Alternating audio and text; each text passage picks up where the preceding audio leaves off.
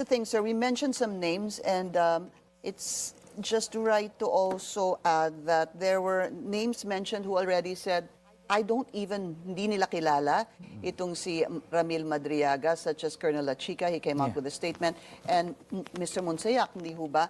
Also, isama ko na po, Attorney Harry Roque was also saying that the VP doesn't even know him, and in fact, he believes that the VP nagpaano daw siya, blotter, laban kay Raymond Pala dahil Harry Roque. Sorry, ni Ramil Madriaga, let me repeat that. Harry Roque says he believes na pinablotter ni VP Sara si Ramil Madriaga dahil he threatened her.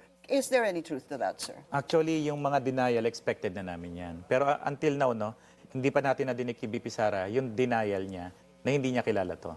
Sa pakikipag-usap ko doon sa isang kapatid, sa kapatid ni Ramil Madriaga, no, nabasa ko yung isang usapan nila sa chat, no, na sinasabi ni Ramil na inaanak ko ang isang anak ni Inday Sara.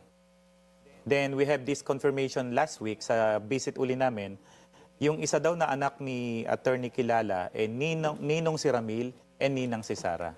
So yung mga denials nila Attorney Roque, let the BP deny yung relationship. Kasi marami kaming proof na magkakilala talaga sila. Yung one-on-one video calls, yung mga calls. What else do you have, sir? Well, sabi ni Ramil sa cellphone niya, marami silang mga tawagan doon ni BP Sara dahil 3 phone ang gamit niya. Isa sa isip, isa kay BP Sara, may isa pa siyang phone.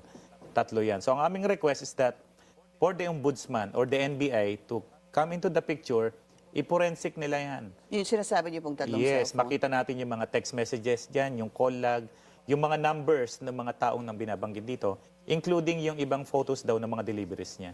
Kasi meron daw time pinipicturean daw niya bago niya iwan yung kotse. In fact, bago niya iwanan yung kotse na punong-puno ng pera, inaantay niya kung sino yung kukuha. At sabi niya, bigyan mo ako ng pictures ng mga tao na yan, mache-check ko lahat kung sino yung mga yan.